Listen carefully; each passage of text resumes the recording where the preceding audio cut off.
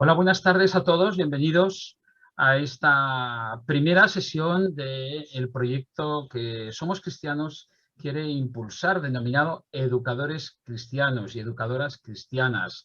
Es un proyecto que pretende integrar maestros y también profesores de diferentes etapas de infantil, de primaria, secundaria, obligatoria y posobligatoria y ciclos formativos, principalmente, de todas las escuelas, de todos los institutos y de todos los colegios públicos o privados o concertados de nuestro país, con la triple intención de cultivar la vocación educativa y cristiana de los educadores, compartir, en segundo lugar, nuestros retos, nuestras inquietudes y también los referentes que deseamos encontrar y disponer entre todos los educadores que trabajamos en este contexto y, por supuesto, ir avanzando en un mundo como es el nuestro, en este país también cada vez más secularizado, donde la educación cristiana tiene su papel y tiene su protagonismo, pero que requiere que los educadores cristianos podamos reencontrarnos, podamos profundizar sobre libros como el que hoy veremos, podamos también debatir, podamos estimularnos entre unos y otros, con el fin de que nuestra vocación educativa tire adelante.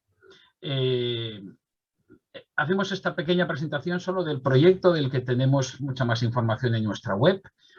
Y al final haremos también una pequeña presentación del grupo de educadores, que es una iniciativa que depende de este mismo proyecto. Carles Genescà, desde Barcelona, nos hablará al final, antes de que acabemos nuestra sesión de hoy, de qué es esto del grupo de educadores, quién se puede inscribir, cuáles serán las sesiones de este semestre y un poquito lo que vamos a hacer. No obstante, hoy quiero presentaros a otro coordinador de este gran proyecto de educadores cristianos.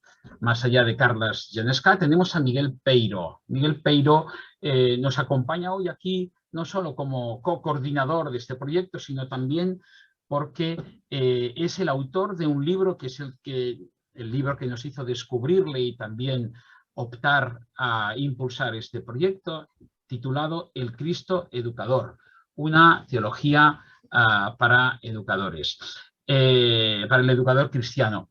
Realmente Miguel es una persona de una gran formación y sobre todo de una gran sensibilidad educativa. No hace mucho que lo conocemos, tenemos que ser sinceros, pero lo que hemos leído de él y todo lo que hemos escuchado realmente nos ha maravillado mucho. Y es por eso que tanto Carles como Miguel y yo mismo, como pueda y también un poquito detrás, queremos impulsar este proyecto, porque creemos que tenemos que profundizar en estas temáticas de las que estamos tan necesitados. La charla de hoy es la presentación de este libro, que nos servirá también para irlo trabajando en las sesiones del grupo de educadores. Y hemos dado el título La tarea, la misión y la vocación del educador cristiano a partir de esta obra. Esto se está grabando, lo colgaremos en nuestro canal de YouTube, esta y otras sesiones de formación y diálogo. Estaremos los 90 minutos habituales de las sesiones online que hacemos en Somos Cristianos y los primeros 60 aproximadamente, o 45, 50, 70 minutos, ¿verdad?, los dedicaremos a escuchar a nuestro invitado, a Miguel, que nos presentará los elementos esenciales de este libro. Y después abriremos la media hora restante, o 40, 45 minutos, lo que quede, abriremos un diálogo siempre interesante entre educadores, con el fin de poder compartir lo que nos sugiere en la presentación de este libro. No hace falta venir con el libro leído, simplemente saber que está, que es uno de los pocos y grandes libros sobre esta temática que, por supuesto, devoraremos, y vamos a comenzar con esta presentación. Miguel, queremos darte la enhorabuena por el libro, sinceramente. Lo que hemos podido leer, alguno de nosotros ya nos ha maravillado. Y queremos agradecerte también que estés hoy aquí para presentarlo. Sabemos que estamos a mitad semana, todos tenemos hijos, estamos a mitad trimestre, ¿verdad?, o regresando hace poco de Navidad, y por lo tanto hay mucho trabajo en nuestras escuelas, bien lo sabemos. No obstante, aquí te tenemos, te lo agradecemos, y también te agradecemos mucho, juntamente con Carles Genescà, al cual saludamos desde aquí, que también está con nosotros, vuestra contribución en este proyecto de educadores cristianos. Así pues, adelante, vamos a mantener los micrófonos silenciados para evitar cualquier interferencia y que la grabación se desarrolle correctamente, y después en la segunda parte los abriremos para mantener el diálogo, un coloquio libre y abierto entre todos. Gracias, Miguel, y adelante. Pues muchas gracias. Me disculpo por mi voz de educador castigado por los fríos invernales. Gracias a Som Christians, gracias a Xavi y a Carles por dejarme participar en este proyecto, que nace desde la pequeñez de este autor, pero también desde la grandeza de que quienes somos cristianos estamos preocupados por la situación de la educación cristiana, sin dejar de poner en valor muchas iniciativas y la actividad y la presencia de muchas personas que a lo mejor no se dejan ver, pero que están ahí. Yo lo que pretendo aquí, lo que he pretendido ha sido, como muestra el título del libro, ha sido intentar recordarme y en la medida posible intentar recordar a los demás que la educación cristiana, como cualquier actividad cristiana, no puede entenderse sin la presencia de Cristo en el centro de esa actividad. Ahí lo tenemos, esa portada del libro que ahora podéis ver más a continuación. Como decía, mi experiencia era de buscar a Cristo educador en mi tarea como educador, porque también con el paso del tiempo, las dificultades, uno percibe que se va acartonando. Recuerdo ese famoso adagio de San Agustín, ¿no? No te buscaríamos, Señor, si tú no nos hubieses encontrado antes. Y mi experiencia ha sido compartir esas dificultades y esos pequeños logros en la enseñanza con la esperanza de que puedan servir a otras personas, y de esa convicción que aparece ahí en el Salmo, que si Cristo no construye la casa de la educación cristiana, en vano nos cansamos los albañiles. Bueno, ¿por qué un libro? Bueno, pues el libro comienza con una pregunta muy difícil y quizás un poco abstracta, si tiene sentido educar en cristiano. Yo soy educador cristiano, pero también soy padre y sobre todo soy una persona agradecida por el gran regalo de la fe. Y al comprobar, bueno, pues cómo estamos transmitiendo la fe en la enseñanza, con sus dificultades y con sus logros, pues me planteé la necesidad de hablar en estos términos con una pequeña convicción, y era utilizar uno de los testimonios de la revelación más fiables. Ya sabéis que la Iglesia puede dar testimonio de Cristo, nosotros como personas podemos dar testimonio, pero yo intento buscar un fundamento que sería apelar a los evangelios. Es decir, a partir de cada uno de los 4 evangelios, leyéndolos en clave educativa, me di cuenta de que estos evangelios tienen una gran fuerza en cuanto al potencial y al poder de su mensaje educativo. Por otra parte, como ahí señalo, siempre he tenido la sensación de que este libro llegaba tarde. Siempre esperaba que saliese un libro como este. No porque esté bien escrito, sino, aunque sea por poner el tema sobre la mesa. Por eso me hago esa pregunta, si vamos tarde o estamos a tiempo. Tengo la sensación de que llega eso, entre 20 o 30 años tarde, porque hay cosas de las que nos están pasando ahora que no son de ahora, que vienen de hace tiempo. Y bueno, pues no terminaba de salir un tipo de reflexión de este tipo, y en un momento dado pues ya decidí escribirlo, y cuando una vez escrito vi que tampoco salía adelante, pues me lancé a publicarlo. Bueno, todos sabemos que la educación cristiana tiene sentido si estamos en relación con Jesús de Nazaret, y tenemos que vivir hoy en día la educación como una misión y basarnos en esa invitación de Jesús, ¿no? De venid y veréis. Es un momento apasionante, tanto por su dificultad como por la aventura evangélica a la que nos estamos apuntando, ¿no? En estos últimos días que he tenido la oportunidad de poder hablar a los delegados de pastoral de los colegios carmelitas en España, son 5 centros, me he encontrado con una referencia de Santa Teresa de Jesús muy interesante, y es que cuando a Santa Teresa le privaron de leer algunos libros, ella se quedó con el consuelo de que Cristo le dijo que ella sería el libro vivo que ella podría leer en sus días. Bueno, yo creo que si algún interés tiene el libro que haya podido traer más allá de lo que yo ya he dicho, es que de alguna manera consiga poner a la presencia de Cristo en la enseñanza. Y además nos lanza una invitación que creo que es importante, y es que nosotros somos libros vivos. los educadores cristianos somos libros vivos en nuestros centros, en la educación cristiana, que además es una idea muy recurrente y más presente de la que nos pensamos, porque en algunos momentos de la historia de la educación, algunos profesores, cuando sus enseñanzas o sus manuales o sus textos fueron represaliados o censurados, ellos mismos se convirtieron en testimonio vivo de aquello que estaban enseñando y educando.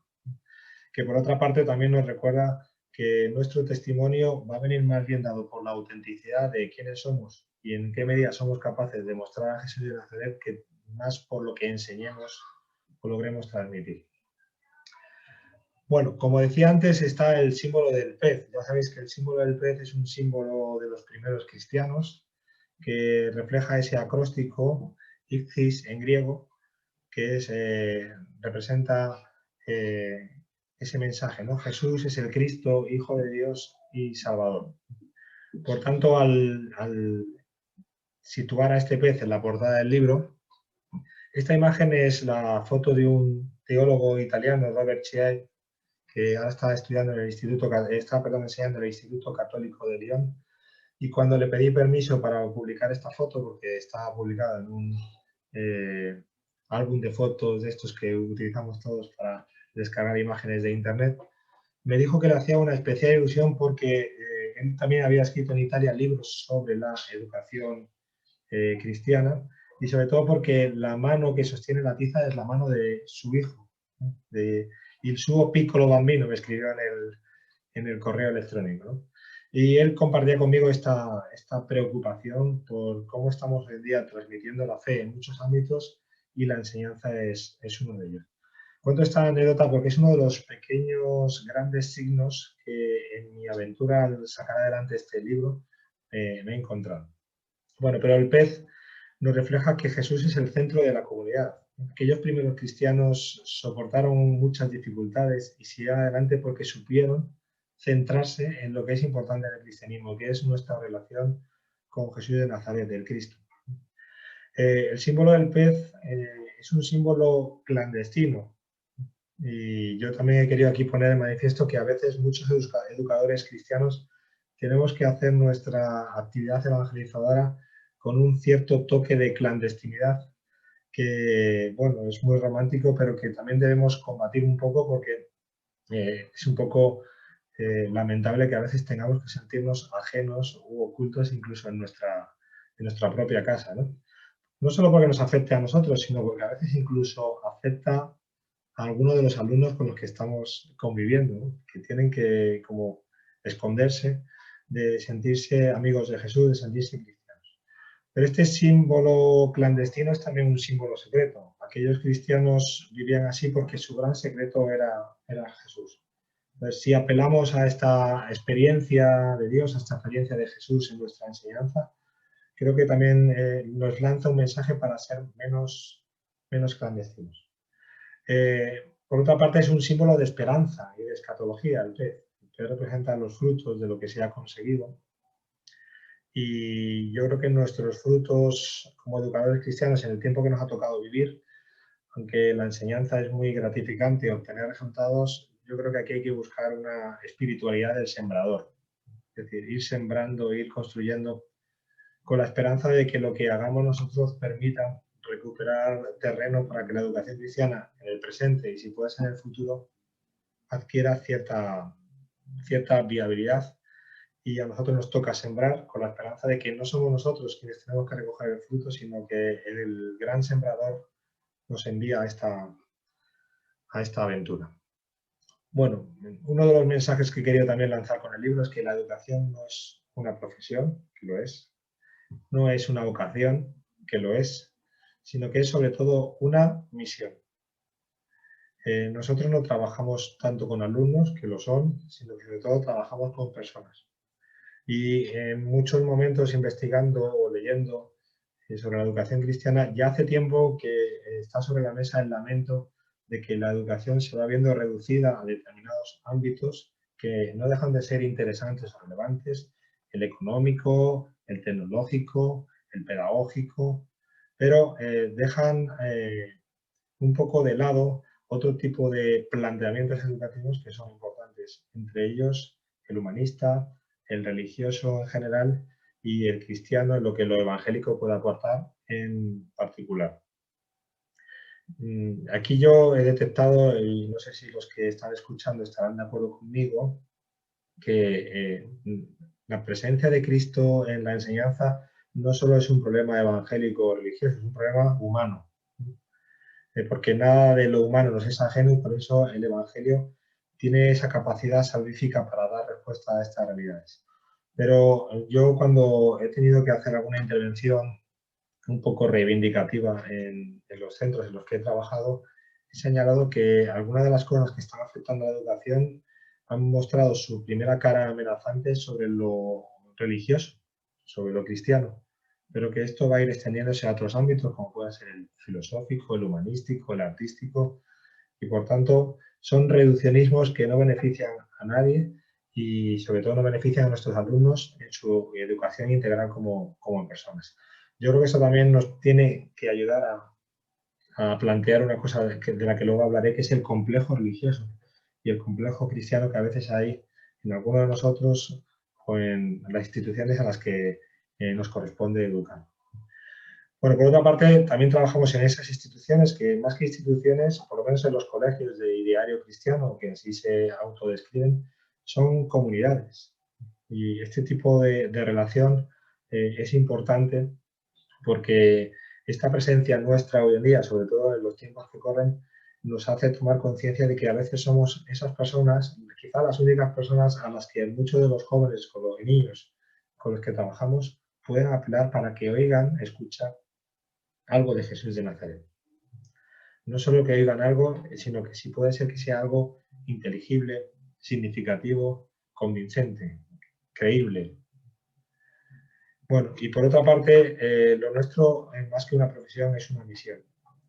Siempre me ha gustado esa cita del periodista y escritor Richard Kapuscinski, bielorruso, que señalaba que si el periodismo para él hubiese sido una vocación, no se hubiese jugado la vida como se lo hubiese jugado en muchos sitios para transmitir lo que él sentía por el periodismo.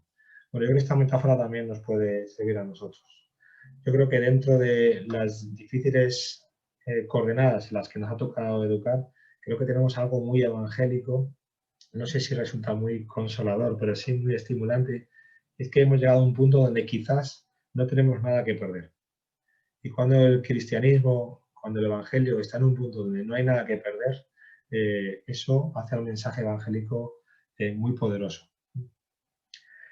Todo es ganancia y seguramente todo lo que hagamos vamos a recibir el 100 por 1. Pero falta un pequeño saltito, que es ese salto de fe que nos permita tomar conciencia de que si Dios está con nosotros, nada imposible para Dios. Por otra parte, nuestra misión es la de ser pescadores de hombres.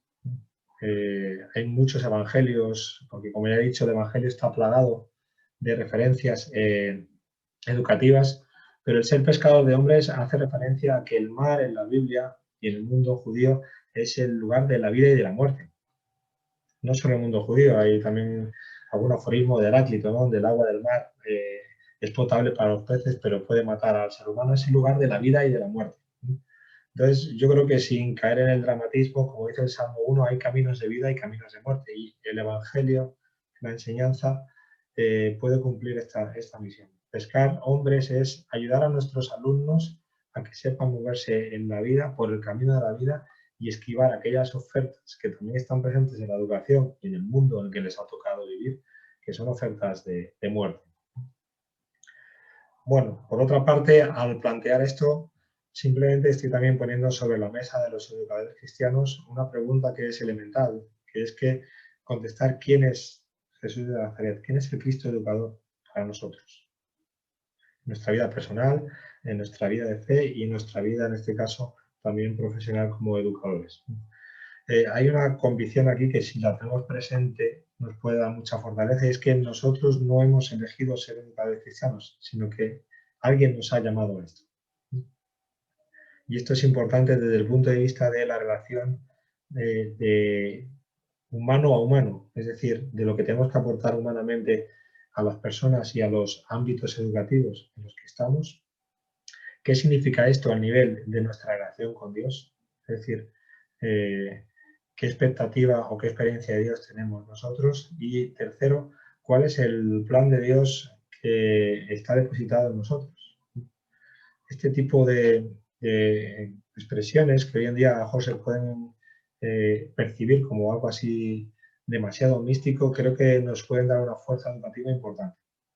Se puede tocar a Jesús en la enseñanza porque de alguna manera si estamos ahí es porque Cristo nos ha enviado a esa misión. Si tenemos esto en cuenta, ya sabéis que a partir en el Evangelio de Marcos, a partir de esta pregunta de Cristo, ¿quién decís vosotros que soy yo?, los acontecimientos se desencadenan, pero son pasos imprescindibles para llegar a Galilea y llegar a la resurrección. Cuando escribí el libro buscaba alguna frase que pudiese representar o simbolizar algo de lo que quería decir y me encontré esta frase que se atribuye a Gabriela Mistral. No he podido documentarla, pero me parece que es una frase que tiene mucha fuerza. Tanta fuerza como esa foto que he encontrado ahí, ¿no? Ese niño leyendo la Biblia. Decía San Jerónimo que quien no conoce la Escritura no puede conocer a Cristo. Pero aquí quiero poner en manifiesto la fuerza de esta expresión de Gabriela Mistral. La educación es tal vez la forma más alta de buscar a Dios. No solo porque evangelicemos a nuestros alumnos y les transmitamos la fe, sino porque transmitamos toda la humanidad que está implícita en el Evangelio, en el cristianismo, en el mensaje de salvación, por el cual creemos que la buena noticia de Jesús es lo mejor que nos ha pasado en nuestras vidas. El transmitir esto o querer transmitirlo esto a nuestros semejantes, especialmente a estos niños y jóvenes que no tienen tanta oportunidad de escuchar hablar de Jesús en nuestros días, yo creo que es una fuerza muy estimulante. Bueno, hace muchísimos años, creo que es 1971, un teólogo llamado Joseph Ratzinger, que hoy en día nos suena más como Benedicto XVI, escribió un libro muy importante llamado Introducción al Cristianismo y cuenta en él una curiosa anécdota, una historia en la cual había en una ciudad un circo y en ese circo trabajaba un payaso y en el circo se desata un incendio. Y cuando hay un incendio, como el payaso no puede apagar el fuego en el circo, se va a la localidad cercana para pedir ayuda, para que le ayuden a apagar el incendio. Cuando el payaso llega al pueblo, la gente piensa que forma parte de la actuación del payaso. Entonces empiezan a reírse y no le hacen caso y el circo acaba en llamas.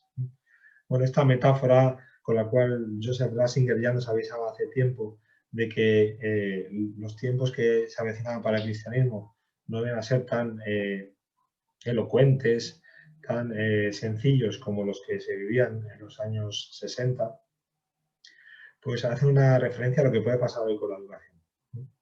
De hecho, yo he empezado a detectar personas que empiezan a darse cuenta de que la ausencia de la Iglesia, la ausencia de lo cristiano en la educación, no es una cuestión menor, sino que tiene una presencia, pero no lo hacemos solamente por perpetuar algo que tiene su importancia, sino por caer en la cuenta de que seguramente estamos asistiendo a un cierto incendio humanista y a un cierto incendio espiritual, como ya he señalado antes.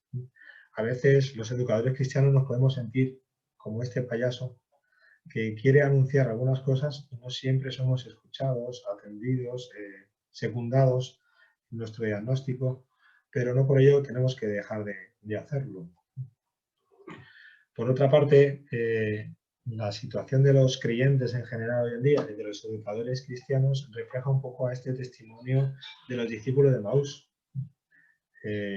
No sé cómo serán vuestros centros, en vuestras realidades, pero yo a veces percibo cierto cansancio, cierto desencanto, porque la realidad es compleja y los resultados a lo mejor no son tan satisfactorios como nos gustaría. Y miramos atrás donde educar en la fe en otros colegios, aunque los resultados no eran tan grandiosos como a veces nuestro idealismo nos lleva a pensar, pues esos colegios de hace 40, 50 años, donde todo se da de una manera más evidente, es la seguridad de esa Jerusalén que, como dice el teólogo Serafín Béjar, que escribió este maravilloso libro que os recomiendo, Cómo hablar hoy de la resurrección, pues es el lugar de querer volver a nuestras seguridades. Pero no se trata no solo de volver a esas seguridades, es que esas seguridades directamente ya no existen. Como los discípulos de Maús, después de ver que querríamos tocar a Jesús, pero Jesús ya no está ahí como estaba antes de que lo crucificasen. Entonces nos sentimos como los discípulos de Maús, que nos volvemos derrotistas, pero hay una cosa con la que los creyentes en general y los educadores cristianos no podemos negociar, es que cuando nos encontramos otra vez con Él, no podemos mirar para otro lado. Esta es la gran suerte y el gran drama del cristiano. Cuando me encuentro con Jesús cara a cara y lo reconozco, vuelve a vibrar ese fuego de ese primer amor de nuestra fe, que es importante para nosotros, que tiene que estar en la escuela cristiana y que muchos de nosotros también descubrimos en la escuela cristiana. Entonces, como los discípulos de Emaús, cuando nos sentamos con Jesús y nos explica las Escrituras y lo reconocemos al partir el pan de la educación cristiana en el día a día, nos damos cuenta de que esta misión como educadores cristianos no tiene vuelta atrás. He tenido la suerte de que un teólogo muy famoso, Xavier Picaza, ya es veterano, me ayudase a sacar adelante el libro. Y cuando le pedí que por favor me escribiese un prólogo, pues lo hizo encantado. Y de este prólogo quisiera recalcar dos ideas. La primera la tenéis en pantalla. Un educador cristiano es un resucitado. Y cuando uno ha resucitado, la vida ha triunfado sobre la muerte. No, esto conecta con el... No hay retorno ya a la educación cristiana. El verdadero educador, en el sentido de Jesús, ha de ser un resucitado.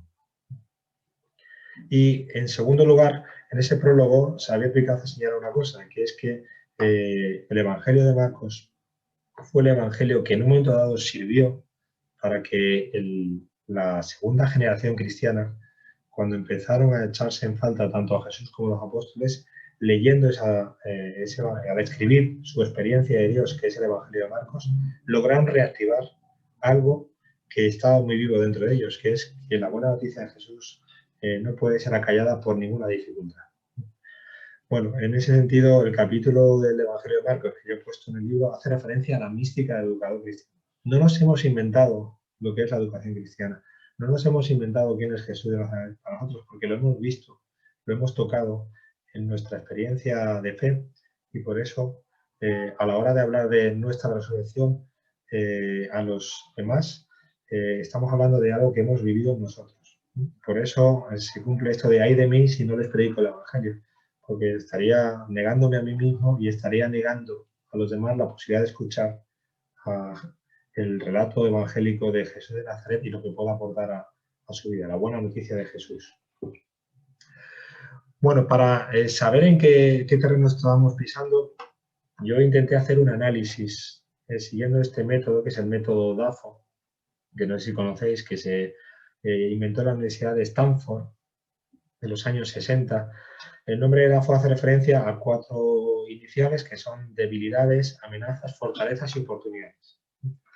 Bueno, porque el Evangelio también tiene esta capacidad crítica de denuncia, pero también tiene que tener una opción de anuncio. Es decir, tenemos que ser capaces de ver qué cosas no estamos haciendo bien, qué cosas sí estamos haciendo bien, que no son pocas, qué cosas son una amenaza porque en el futuro pueden suponer un problema para nosotros y qué cosas en el futuro son oportunidades para seguir educando.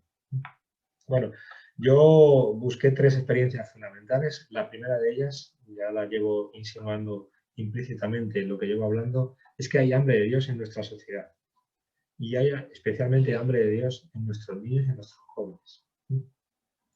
En este sentido, aquí tenéis la debilidad, que sería el complejo religioso. ¿Qué verdad hay en el mensaje religioso en general y en el mensaje evangélico? Porque esto está cuestionado. La fortaleza es que tenemos un mensaje, una tradición, una historia que tiene 2000 años de vigencia, con dificultades incluso más serias de las que estamos afrontando nosotros hoy en día. Es verdad que estamos amenazados por una secularización que intenta desacreditar lo que nosotros queremos o relativizar lo que nosotros queremos anunciar, pero también tenemos la oportunidad, como he dicho antes, de reactivar nuestro espíritu misionero. No hay nada que perder porque lo que tenemos que decir no tiene punto de retorno hacia atrás. Bueno, sobre el complejo religioso, Yo he utilizado una metáfora que es especialmente cruda, y me disculpo si las personas que eso, pero es un poco, el complejo es algo que se ha metido en nuestra realidad y que no nos deja ser quienes somos. Es como una especie de enfermedad que no nos deja ser. Y cuando hay una enfermedad grave en nosotros, los psicólogos han puesto manifiesto que pasamos por 5 etapas, que son la negación, el enfado, la ira, la negociación, la depresión y la aceptación. Durante tiempo hemos negado que teníamos un problema.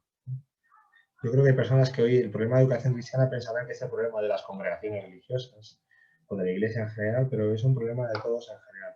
A veces nos hemos enfadado porque las cosas no salían como tenían que salir, hemos intentado negociar porque nos hemos inventado un montón de cosas para intentar seguir manteniendo la sensación de que la educación cristiana pues seguía igual que siempre. Fundaciones, marketing, cosas que son muy interesantes, pero que no suplen lo auténtico de la educación cristiana. En otros momentos hemos sufrido un momento de depresión porque el desánimo ha hecho mella a nosotros, pero a mí me gustaría pensar que estamos empezando a llegar, algunos de nosotros, a la etapa de la aceptación. La realidad es la que es. No sé si el libro llega 20 años tarde, 30 años tarde, pero hay que empezar a poner nombre a las cosas y bueno, pues los colegios y la educación cristiana no tiene que tener miedo de ser quien es, de anunciar quién es, eso sí, respetando todo tipo de pluralidades, sensibilidades o lo que haga falta. Bien, sobre la secularización, bueno, pues aquí hay un tema que tenemos que plantear. No sé si los educadores cristianos somos transmisores de la cultura predominante o somos de alguna manera contraculturales. Si somos educadores del mundo o si el reino de la educación cristiana no es de este mundo. Otra cuestión que he querido poner en manifiesto y que aquí solo las estoy insinuando es los falsos dilemas que hay en la educación. Todos conocemos el miedo que hay en nuestros centros acerca de si va a haber alumnos, si va a dejar de haber alumnos, si el futuro de los centros está garantizado, etc. ¿Vale? Pero aquí hay a veces falsos dilemas. A veces nos plantean las cosas como si fuese A o B. Y esto es una trampa lógica que no debemos hacer. Una de las trampas lógicas que nos plantean hoy es que si, por ejemplo, un colegio cristiano es cristiano, pues a lo mejor no va a tener éxito educativo. Yo creo que esto hay que darle una vuelta. Primero, porque no es verdad. Y segundo, porque no lo hemos intentado. A veces ya le decimos a la gente lo que tiene que pensar de nosotros. Y tercero, porque un educador cristiano tiene que ser un buen educador, competente, profesional, innovador, a la última cosa de lo que haga falta, pero eso no es incompatible con transmitir el Evangelio. Y la tercera cosa dentro del mundo de la secularización es que nosotros somos sal y luz, que son el eco de esas bienaventuranzas que marca Mateo y son elementos que no son unos elementos cualquiera. La sal, incluso en pequeña cantidad, es capaz de dar ese sentido a la educación que un punto de sal puede dar a un buen plato de comida, mientras que un mal punto de sal puede estropear.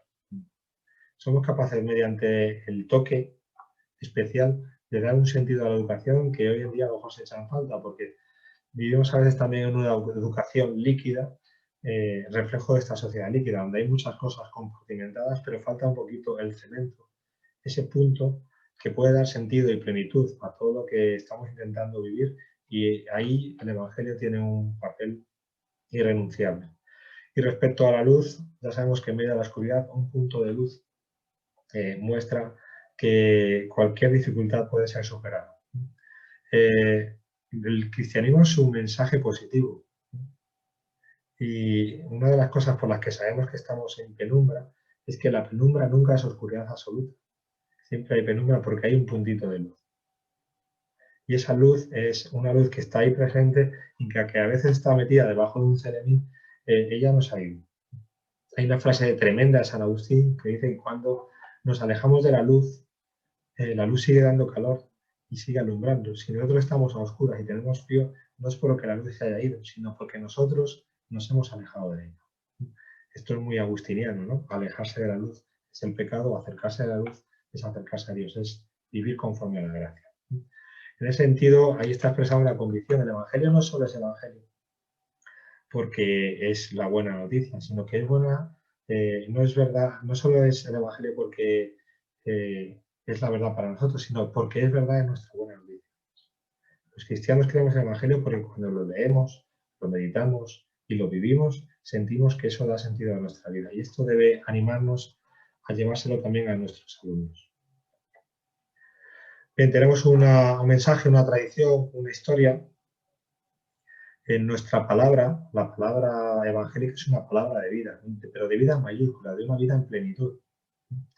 Y yo tengo la experiencia, que estoy seguro que todos vosotros la compartís, de que cuando transmitimos autenticidad y el evangelio en nuestras aulas, los alumnos la escuchan y la acogen, como si fuesen la samaritana.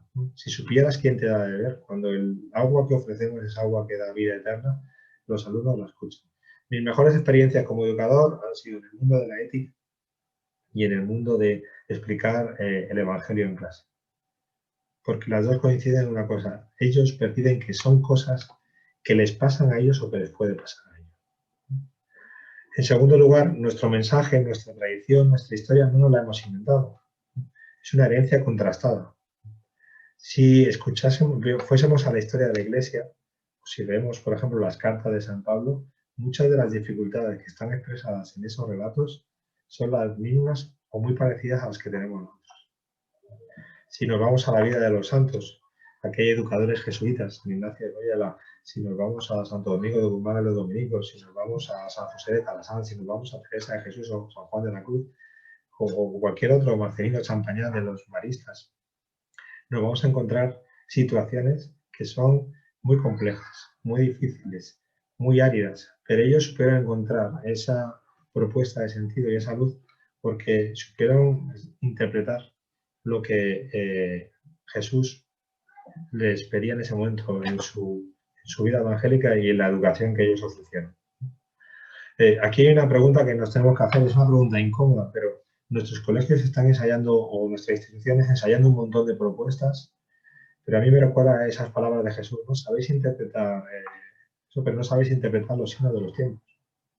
¿Cómo puede ser que seamos tan inteligentes para interpretar el marketing, la innovación pedagógica, y para hacer esto no tengamos esa elocuencia? Yo creo que aquí esta pregunta hay que contestarla, y además tengo que decir que es una pregunta sobre todo para nosotros, porque a lo mejor es a nosotros a quien nos va a tocar explicar eso en nuestras escuelas. ¿Cómo podemos hacer para que el Evangelio tenga el lugar que merece las escuelas? Aquí tengo que decir que esto nos va a dar trabajo, pero también es un testimonio de autenticidad evangélica. Si nos complica la vida es un buen asunto, es que Dios anda entre los pucheros, entre las tizas de nuestras escuelas. Y la tercera cosa es que tenemos una historia compartida, lo acabo de señalar. Podríamos encontrar en los santos, en personas a las que hemos conocido o que están entre nosotros, testimonios de personas a las cuales el Evangelio ha dado sentido a su misión como educadores. Hay una pregunta del filósofo McIntyre que dice: ¿a qué historia perteneces? Nosotros tenemos que contestar a qué historia pertenecemos. Una de las características de nuestra sociedad es que no hay grandes relatos. Han logrado hacer que no tengamos una historia compartida. Cuando esto es difícil de sostener, pero han logrado convencernos de esto. ¿A qué historia perteneces? ¿A qué historia perteneces tú? ¿A qué historia pertenezco yo? ¿Y a qué historia pertenecen nuestros chicos? Que a veces tienen muchas vivencias, algunas virtuales, algunas reales, pero que les falta ese cemento, ese símbolo, que sí que pueden ofrecer las historias auténticas. Historias como las de Jesús de Nazaret, que son tremendamente humanas y afortunadamente para nosotros muy divinas. Y esto, como está diciendo, nos da la oportunidad de reactivar el espíritu misionero. Los misioneros, claro, lo que vivimos nosotros en la educación es como aquellos que se subieron a aquellos cascarones de madera para ir a las Américas, que si lo piensas dos veces tiene mucho mérito, ¿no? O San Pablo, cuando se cruza el Mediterráneo, en mitad del Imperio Romano, para intentar transmitir el Evangelio, los misioneros tienen una frase, ¿eh? Cuando un misionero llega a un lugar, Dios ya estaba allí. Si nos sentimos solos en nuestro colegio o en nuestra institución, no podemos olvidar esto, que parece una prioridad, pero es muy importante. Dios ya está allí. Una de las pocas cosas en las que un cristiano se puede sentir diferente a otros hermanos es la convicción de que nunca jamás estaremos solos, de que Dios siempre está con nosotros. La segunda cosa es, y lo he señalado antes a la hora de escribir el libro, es que yo estaba notando que mi experiencia de fe y mi presencia como educador cristiano se iba resintiendo, porque en la educación supongo que todos lo notamos que tenemos un montón de distracciones, de batallas burocráticas, pedagógicas, que nos van distrayendo. Pero aquí hay una expresión que la he encontrado en muchos documentos, por ejemplo, de papas, en esta la encontré en Juan Pablo II, la fe se fortalece dándola, lo que no se da se pierde. Y nosotros, cada vez que dejamos de dar nuestro testimonio de fe en nuestra misión educativa, en el fondo nos estamos empobreciendo. Y por eso viene este lamento, que en el fondo es un aguijonazo, un estímulo, un pellizco. Esto que a veces tenemos que hacer los educadores con nuestros chicos, zarandearles un poco, agitarles para que se reactiven. Este lamento de San Pablo: ay de mí si no predico el Evangelio. No tenemos nada mejor que hacer. Yo como padre no tengo nada mejor que hacer que contrastarme con mis hijos para transmitirles lo que creo que les puede ayudar en su vida, sabiendo que no me van a escuchar en todo ni que tienen que escucharme en todo. Pero no tengo nada mejor que hacer, ni como padre, ni como educador, ni como cristiano. En este caso, confluyen las tres cosas. Y por eso este adagio, este lamento paulino, pues lo intento hacer mío y yo creo que lo tiene que hacer suyo cada educador cristiano. Ay de mí si no predico el Evangelio. Una segunda experiencia sería que la identidad y el sentido no se improvisan. Cristo es una roca. Nuestra educación cristiana tiene que estar construida en la roca. Esa roca que cuando venga la tempestad, el viento, el agua, no derrumbe la casa humana que puede representar la Iglesia como pueblo de Dios, y la educación cristiana como una solidez que pueda ayudar a nuestros chicos en el futuro. No estoy diciendo solamente esto para que vayan a misa y para que continúen la Iglesia, sino para que sean personas que puedan vivir el futuro y transmitir esto a otras generaciones. Es una cuestión de pura humanidad, de puro humanismo. Bueno, en este caso la debilidad es que hay un conflicto y una confusión de valores, hay una liquidez. Lo podemos ver en valores tan importantes como la amistad, como el compromiso, como la confianza. Hoy hacer una promesa o ser veraz empieza a ser heroico en algunos casos. Luego la fortaleza, y es que somos católicos. El catolicismo representa una responsabilidad, pero también una posibilidad. Y la amenaza es la carencia de formación teológica. Todos los aquí presentes seguramente tenemos una formación teológica, algunos mayor, otros menor, pero si no tenemos esa presencia de una solidez de lo que estamos viviendo, pues esto no es viable, ni para nosotros ni para quien nos está escuchando. Y luego también es una oportunidad para actualizar la experiencia de Dios. Dios nos está poniendo una vez más, como en cualquier experiencia bíblica, que nos pongamos en camino. Bueno, explicando esto un poco, el conflicto y la confusión de valores es que tenemos que ser educadores cristianos, ¿vale? Pero esto del ser está muy bien, pero también tenemos que estar como educadores cristianos y parecer educadores cristianos. Eso de que la mujer del emperador o hoy el marido de la emperatriz, para ser inclusivos, no solo tiene que ser bueno, sino también parecerlo. Nosotros tenemos que ser educadores cristianos, estar, pero también parecerlo.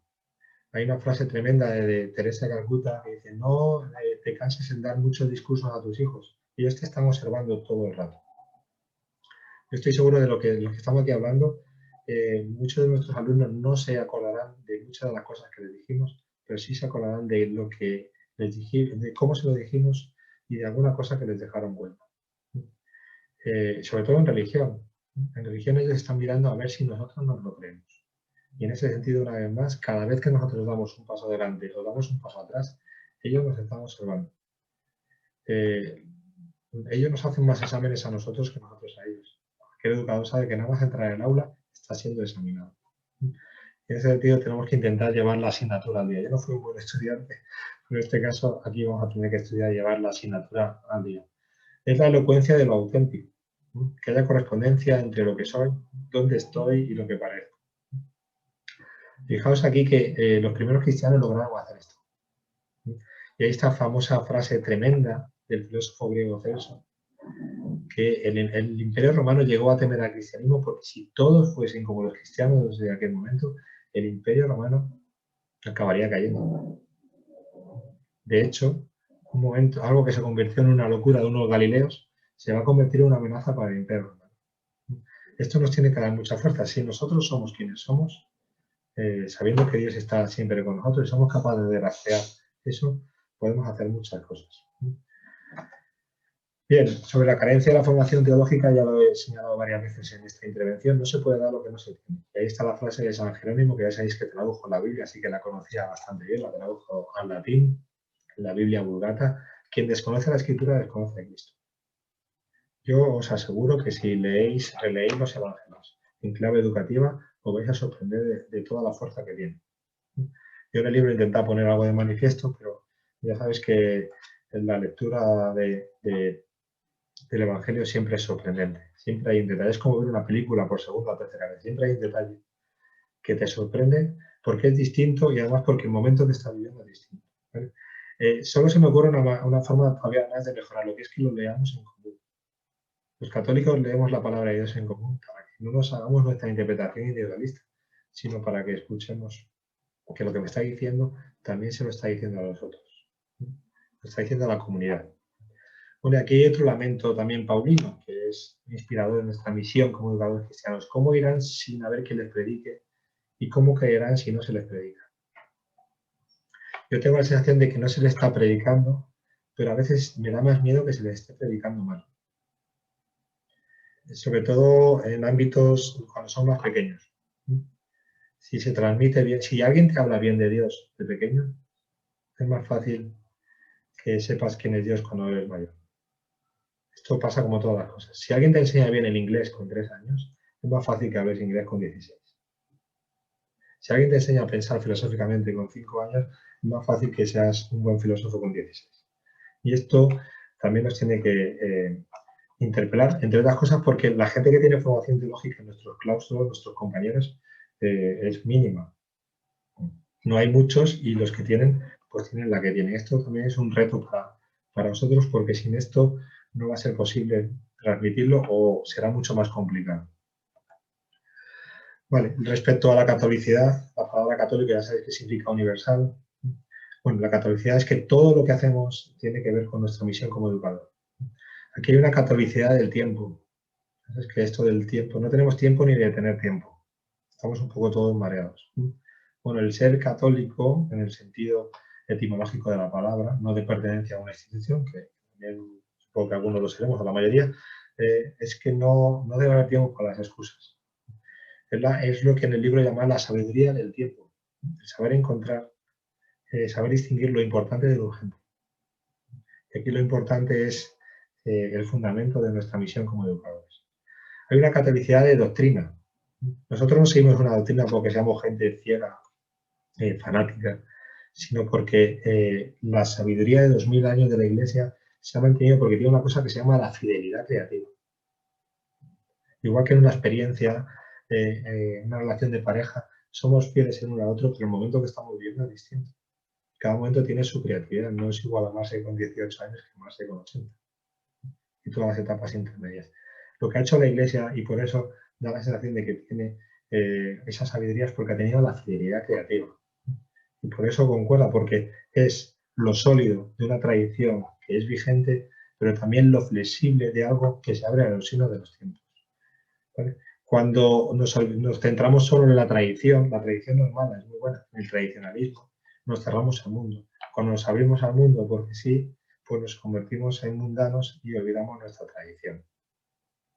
Y luego hay una catolicidad del lugar. A mí una cosa que me preocupa es que a veces se ha establecido una especie de competitividad y de guerra entre las instituciones educativas.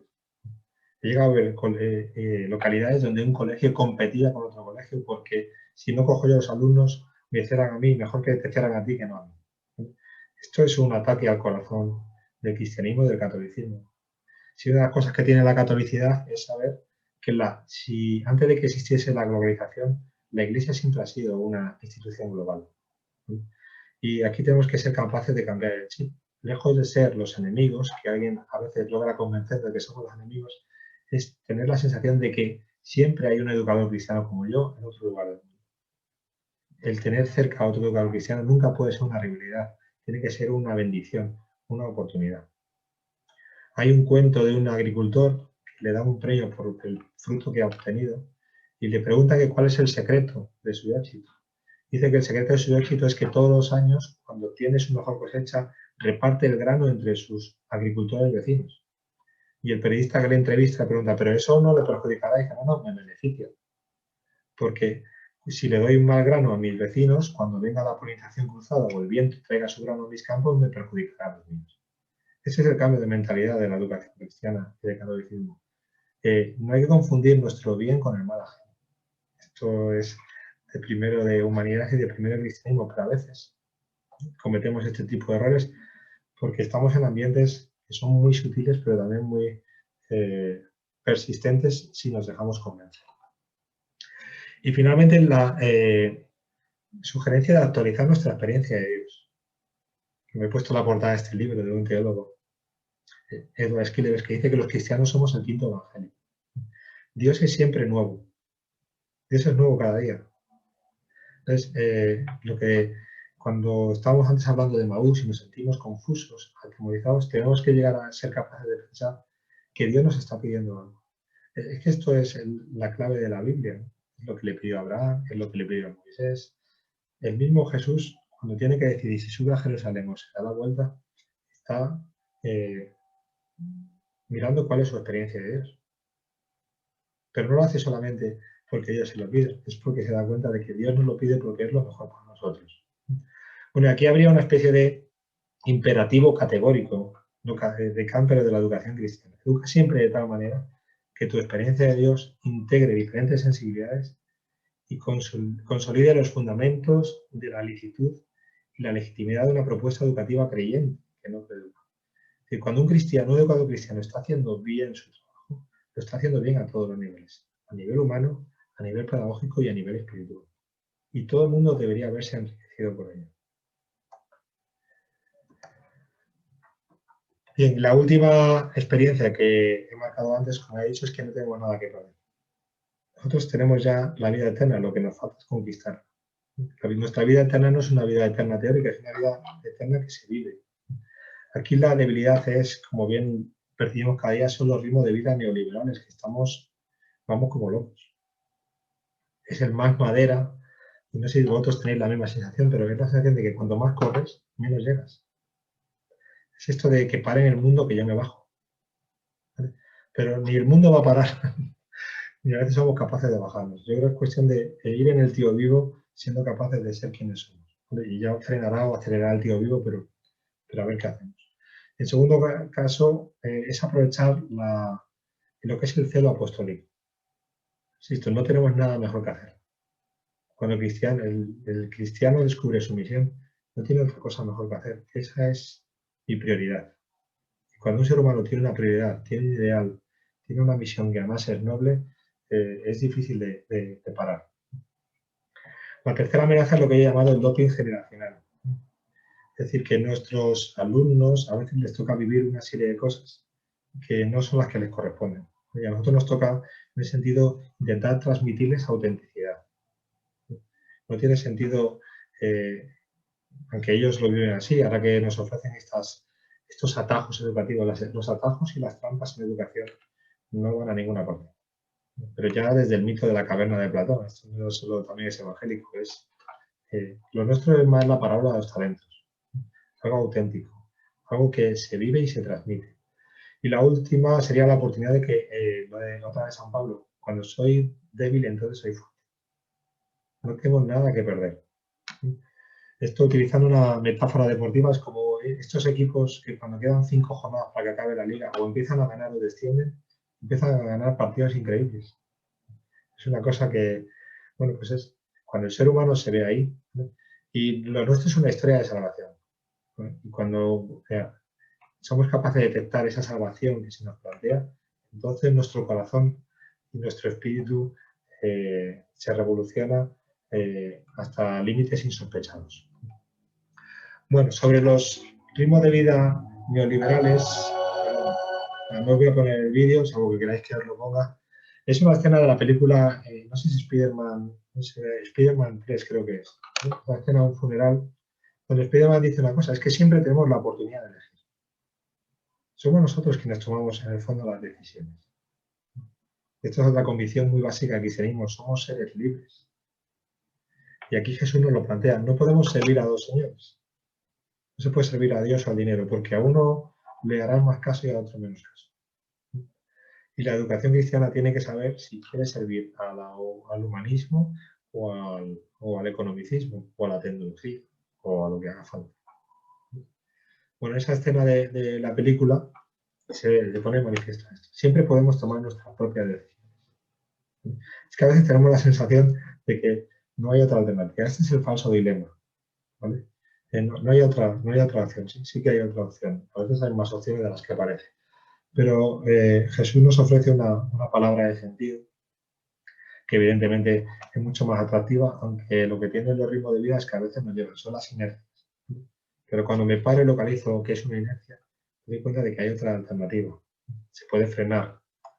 El principio de inercia, si frenas, entonces si hay rozamiento, quizás nos tendríamos que rozar más con el Evangelio para frenar estos ritmos que a veces nos llevan ahogados.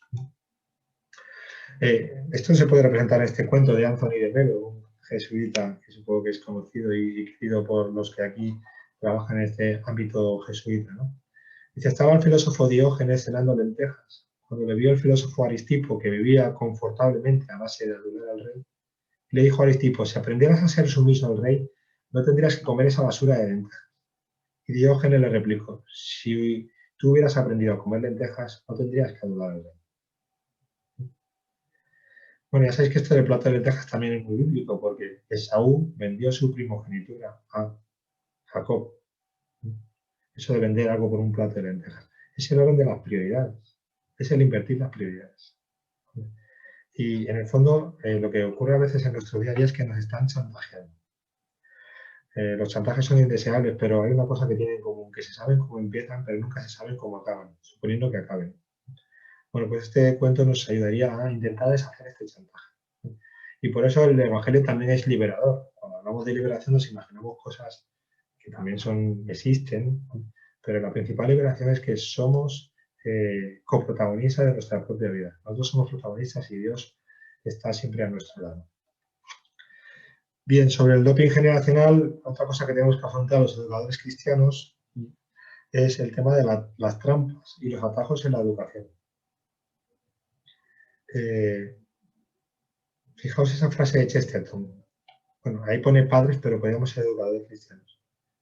Hay padres tan pendientes de dar a sus hijos lo que no tuvieron que se olvidaron de darles lo que sí tuvieron. Yo creo que si todos nosotros fuésemos capaces de recordar a personas que han sido importantes en nuestra trayectoria personal y educativa a nivel cristiano, esto como mínimo debería recordarnos que nosotros tenemos que hacer lo mismo con lo que viene por detrás de nosotros. Y además también descubrimos que en aquellas personas no hubo trampas ni atajos, ni hubo negociaciones con lo que era importante. Eso también está presente en las principales filosofías educativas. La educación es un proceso. Claro que hay que progresar, pero no se progresa por ir más rápido, se progresa cuando vas poniendo los cimientos para dar paso a esas cosas. El problema es que nuestros alumnos les están pidiendo, a nuestros chicos les están pidiendo a veces que avancen. Nos encontramos con chicos que con 12 años ya saben cosas que son de 16 o 18 años. Nosotros tenemos también que ser capaces de garantizarles el proceso. Porque si no, viven en la desautenticidad, viven en la liquidez, viven en la apariencia. Cuando les hablo a ellos de esto del doping, recuerdo uno de los grandes casos de escándalo de dopaje en el ciclismo, en el deporte internacional, que es cuando Lance Armstrong ganó 7 Tours de Francia. En un momento dado, cuando le sorprendieron, hizo una entrevista, yo creo que más que para pedir perdón, quizás para lavar su imagen. Y en esa entrevista Lance Armstrong explicó que cuando él empezó a hacer trampas en el ciclismo, fue al diccionario a mirar la definición de trampa.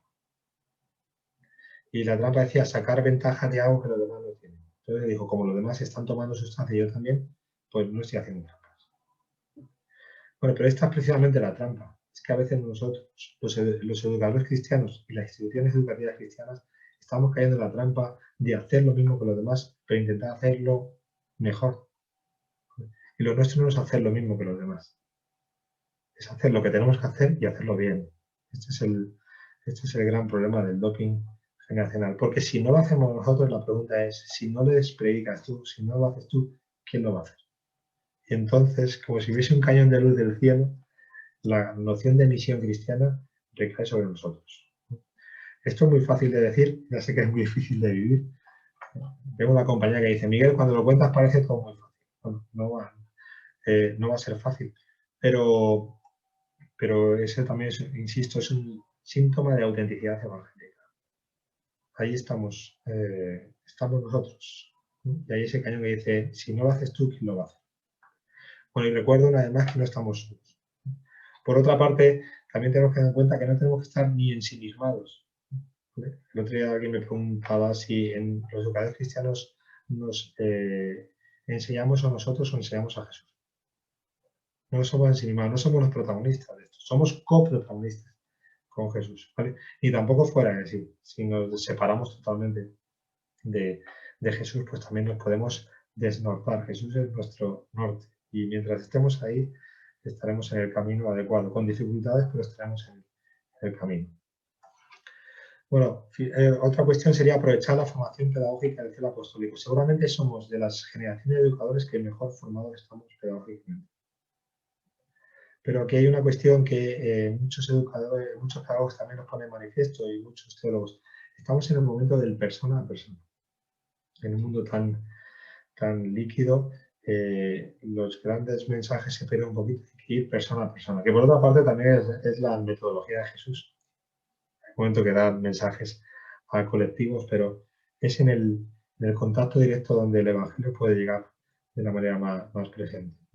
Ahí pongo el ejemplo de un beato dominico. Jordán de Sajonia fue la persona que le tocó continuar la obra de Santo Domingo de Guzmán cuando muere y los dominicos tienen que seguir adelante. Pero parece ser que era una persona con un carisma muy importante. Es decir, mucha gente se hizo dominico porque le conocía. Y por eso las comunidades donde vivía Jordán de Sajonia lo llamaban comunidades colmenas, porque donde estaba él se acumulaba mucho. Era como la abeja reina. Es decir, nosotros, si lo hacemos bien nuestro trabajo, somos capaces de que muchos chicos se acerquen a nosotros porque ven en eso algo que tiene algo que decir en sus vidas. Seguramente a alguno de vosotros os ha pasado, ¿no? Que os hayan dicho, es que tú eres el que nos hablas de Dios. Bueno, a mí me ha ocurrido, me ha gustado, aunque también, y me ha interpelado, aunque también tiene un peligro, que nos convirtamos en el que habla de Dios, o sea, hasta el de la portería, el del gimnasio y el que habla de Dios. ¿Vale? Pero podemos hacer esto, ¿vale? Y por otra parte hay el lamento del teólogo francés, no sé cómo se dice, Michel Couis o Quas, o como se quiera decir, que los jóvenes son el reflejo de quiénes somos nosotros. Si mis hijos son cariñosos, seguramente es porque en mi casa hay cariño. Si mis hijos son respetuosos, es porque en mi casa hay respeto. Si mis hijos son sanos, es porque en mi casa seguramente hay una alimentación sana. Entonces la pregunta es, ¿por qué no hay espiritualidad en nuestros centros? Y seguramente si hacemos el camino inverso, a lo mejor podemos encontrar la causa. A lo mejor es que nosotros no somos lo suficientemente espirituales o elocuentes en este aspecto. O sí, no lo sé. Dentro de esta clave de persona a persona, hay una cuestión también muy importante, es que el educador de alguna manera es como un sanador. En el Evangelio de Mateo, cuando Jesús primero enseña y luego cura. Y a veces lo hace al revés, como con la hemorroísa. Entonces lo que hacemos nosotros es curar enseñando y enseñar curando. Porque muchos de nuestros chicos tienen heridas de su propia realidad, que es tremenda en muchos casos, siempre ha sido así. Por ahí me gusta, y lo incluía en el libro, esta anécdota de Gregorio Marañón, ¿no? Cuando le preguntaron que cuál era la principal innovación tecnológica que había vivido la medicina. Y él contestó que la silla. La silla en la que el médico le dice al paciente, siéntate ahí y dime lo que te pasa. A la educación cristiana le puede ocurrir como a la medicina, que podemos saber muchas cosas, pero si perdemos la humanidad de que el médico trate humanamente, dime qué te pasa. Llamar a las personas por su nombre, interesarnos por ellos, para poder curarlos. Porque lo que más cura, dicen los médicos, que lo que aumenta la posibilidad de curarse es querer curarse y sentir que tu vida, que hay algo por lo que luchar. Nosotros con la educación cristiana podemos también ayudar a eso, a sentir eso a los chicos, que tienen un porqué vivir y quien tiene un porqué vivir puede soportar cualquier cosa.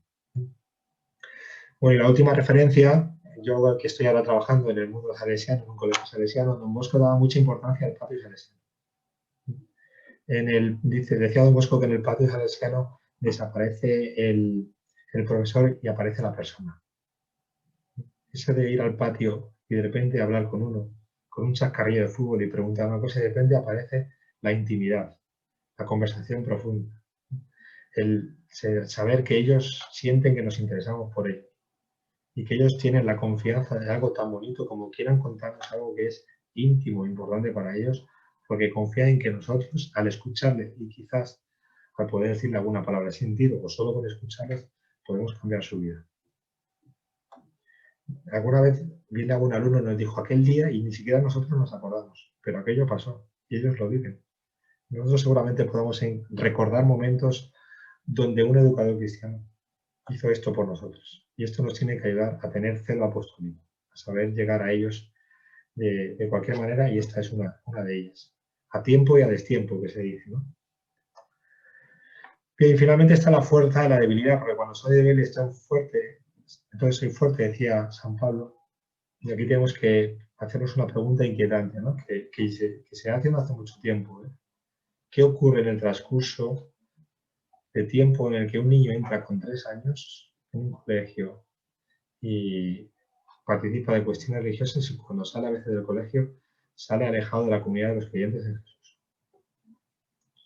En el colegio salesiano con 3 años se le da la medalla a María Auxiliadora. Están ahí todos cantando a la Virgen como si no hubiese un mañana, con una felicidad y una autenticidad. Y unos años después, esos niños me vienen a contar que eso no va con ellos y que además en su casa no están de acuerdo. En algún momento está el problema, ¿vale? Pero esto es una pregunta que tenemos que hacernos, ¿vale? No podemos pretender que todos sean como nosotros, ¿vale? Pero yo no pretendo que mis hijos sean como yo, pero si de mis 3 hijos, ninguno de ellos, nada ni de mí ni de su madre, algún día me dice que les ha servido para algo, realmente me quedaría estupefacto. Bueno, pues aquí tenemos que encontrar un poco el kairos, el momento. Seguramente también esto es un tiempo de conversión. En esta debilidad, seguramente tenemos que encontrar cuáles son los auténticos fundamentos de un colegio cristiano. Porque cuando nosotros íbamos a un colegio cristiano, yo estudié en un colegio cristiano, las cosas se daban por supuestas. Y en educación y en cristianismo nunca se puede dar nada por supuesto.